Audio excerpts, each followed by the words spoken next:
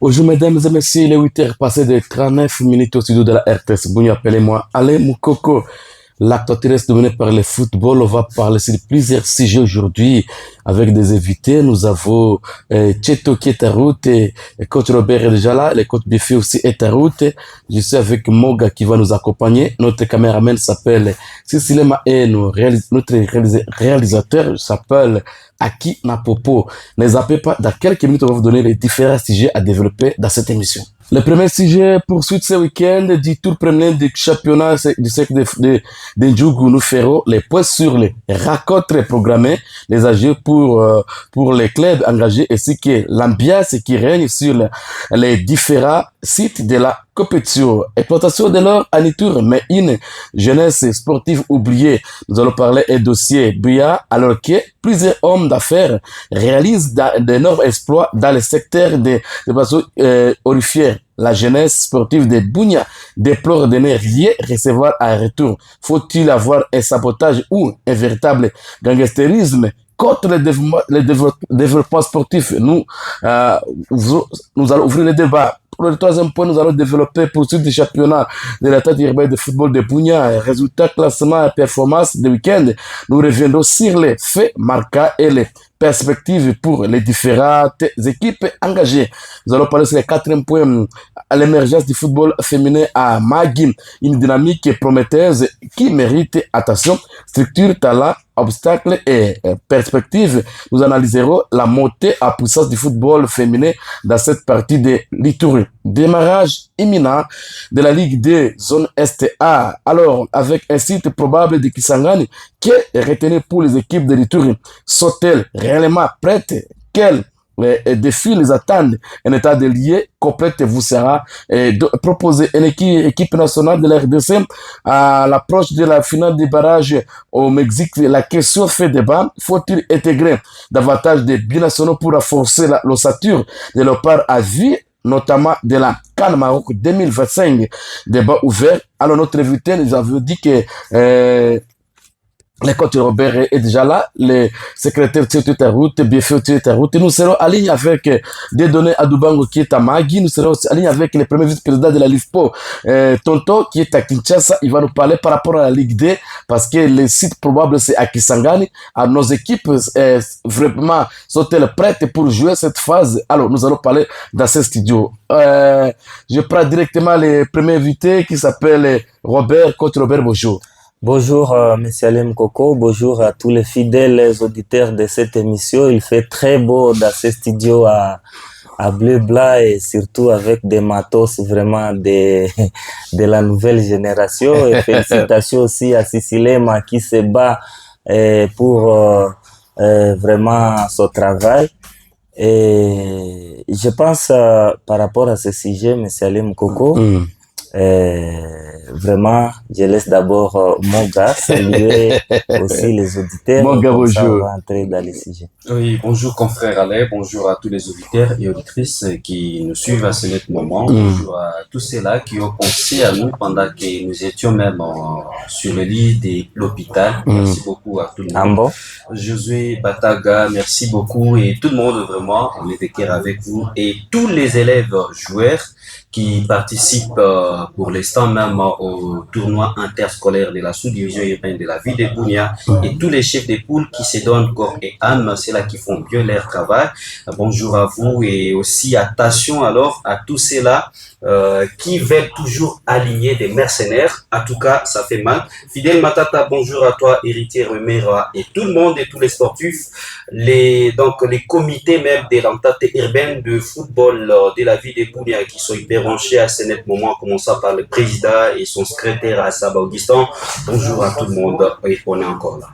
Merci, on est encore là. Alors, on revient, Robin. On va commencer le premier sujet. Nous allons partir en Ndjougou parce que parce que les championnats, les tours préliminaires a repris aujourd'hui et demain dimanche. Alors, déjà Ndjougou, l'ambiance est au zénith parce que j'ai vu, on avait désigné la semaine passée un arbitre, je peux dire, de l'autre côté, qui est allé siffler aussi la rencontre dans d'autres zones. Ça a fait vraiment du bien.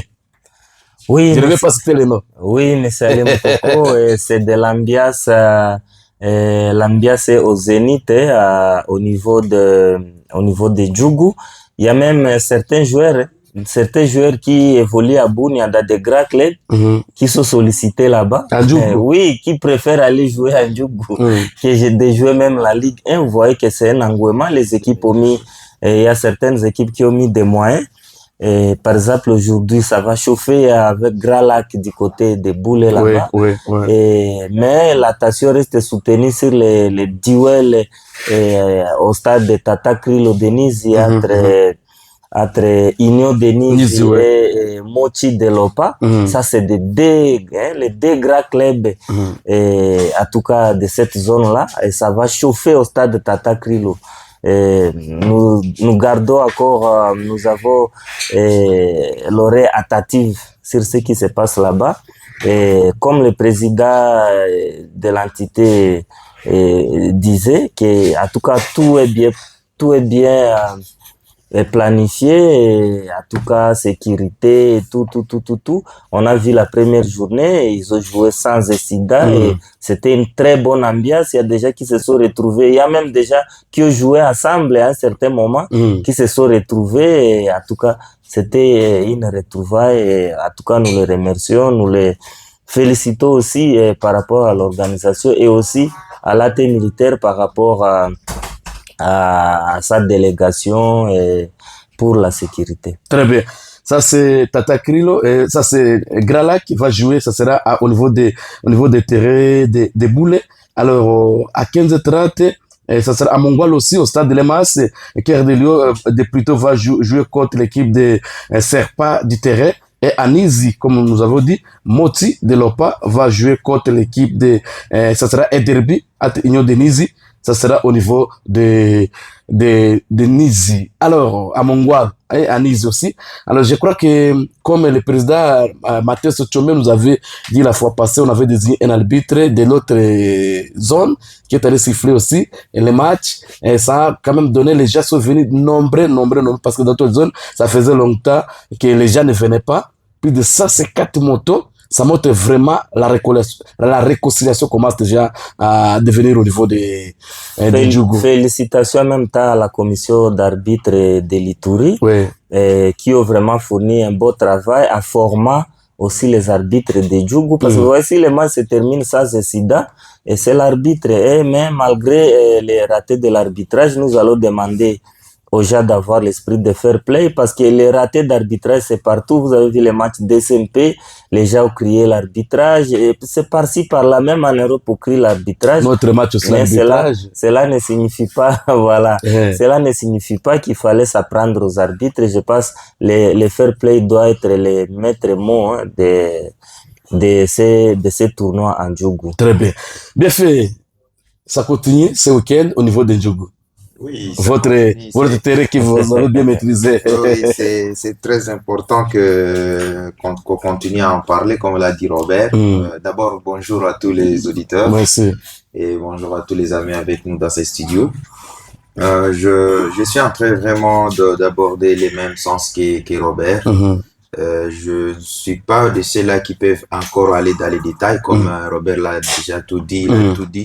Mais moi, j'estime que l'important, c'est aussi continuer à faire preuve de cette cohabitation pacifique qui est déjà vraiment à sa porte. La fois passée, on disait que c'est à la fenêtre.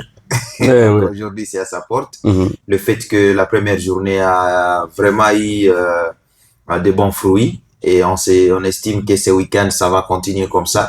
Et qu'on venait de le dire, ces mixages, même des officiels, ça fait partie également des facteurs qui devraient caractériser cette cohabitation pacifique. Parce que le football est vraiment au-delà des limites. Parce qu'on a toujours dit que quand on est en sport, et particulièrement le football, il faut pas vraiment spécifier les horizons.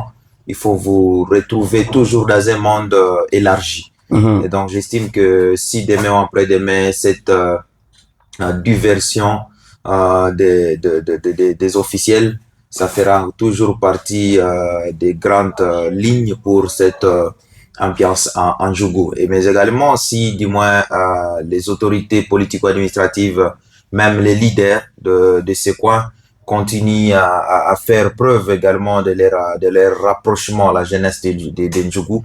Je suis de ceux-là qui peuvent penser que à la fin de cette saison, on aura une nouvelle image de la jeunesse de Djougou à travers ces championnats, et surtout quand ils seront à une phase supérieure. Donc après Djougou, il y a par exemple le championnat, c'est provincial ou je ne sais pas. Ça c'est le championnat. Donc après Djougou, oui, c'est ça le championnat local, ils viendront pour les éliminatoires ou les préliminaires du championnat provincial, et jusqu'à aller au championnat pour Chopo. Oui, la grande retard. J'ai toujours eu du mal à spécifier Chopo. Bon, donc ça veut dire que je suis de ceux-là qui hâte de voir Ituri devenir autonome en tant que ligue. Donc, parce que j'ai dit Ituri en tant que ligue, en tant que province, je me dis, bon, est-ce que c'est encore un championnat local ou comment? Donc, il faut toujours réfléchir dans ce sens. Je sais que les autorités vont y réfléchir. Je suis en train également d'apprécier les différentes autorités sportives, notamment ceux de Bunia, de la Tente, qui ont, comme l'a dit Robert, qui se sont vraiment mobilisés pour appuyer Djougou, Capacita, je ne peux pas dire en format, Capacita, les jeunes arbitres de Djougou. Et c'est sûr que si du moins cette première journée a eu ses bons fruits, c'est parce qu'également ils ont touché cet aspect responsabilité d'un arbitre dans un événement sportif, parce qu'il y a toujours cet aspect qui a toujours été oublié quand les arbitres sont en train de prester. Et si cela est de côté, il y a cet aspect sagesse, gestion de la tension, tout ça, ça englobe ce qu'on appelle responsabilité. En tant que patron de l'événement sur l'aire des jeux, vraiment ça compte. Et là, j'estime que c'est aussi un fruit de cette capacitation des arbitres de Djougou. Et donc, chapeau bas à tous ceux-là qui se sont mobilisés pour que ces événements commencent avec des personnes ou des acteurs formés et qui savent à quoi ou d'à quoi ils veulent nager pour une cohabitation pacifique et pour un sport ou pour un football émergent en Djougou. Très bien. Et juste un bémol, en tout cas, je profite de l'occasion de saluer AC Denis Okoumou et lui rappeler que nous n'avons pas pris un autre verre par rapport à la collation. Mais n'est pas ici là quelque chose. Oui, voilà. Je pense, l'émission est suivie en direct. Et je pense, j'avais oublié un aspect des choses, c'est l'aspect administration, et je voulais rappeler les membres des comités de Djougou, de l'entente des cercles de Djougou, qu'il faille mettre vraiment des rigueurs à ce qui concerne l'administration, surtout communiquer en avance et écrire, adresser des correspondances aux équipes à ce qui concerne en tout cas l'administration. Parce qu'aujourd'hui, à un certain moment, on assistait au tournoi, au groupement sportif de Djougou. On voyait les joueurs de Bunia, parce que nous, on est là dans les réseaux sociaux, on voit sur Facebook, dans les 11 de départ, vous trouvez par exemple un joueur de Gambela et dans les 11 de départ, mais vous demandez au secrétaire de l'équipe, vous dites, mais est-ce que ce joueur est transféré de l'autre côté? Non, alors qu'il a joué le match officiel. Et je pense ils sont informés parce que beaucoup de joueurs de Bunia maintenant préfèrent aller jouer de ce côté-là. Et est-ce que ils ont...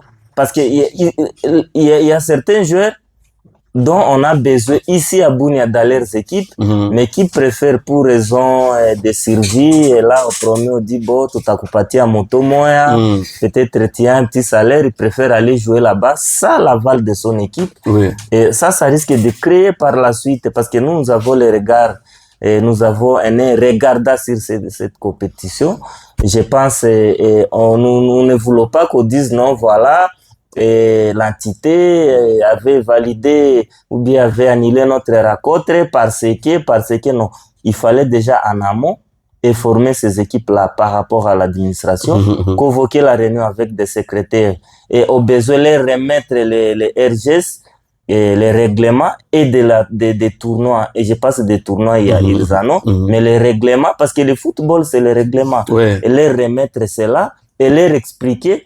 Et je pense que ça ne sera pas gratuit. Les équipes vont préparer quelque chose pour avoir ces RGS-là. Je pense que ça va les aider à ne pas tomber dans l'erreur, dans les futurs, pour que les gens s'apprennent à eux.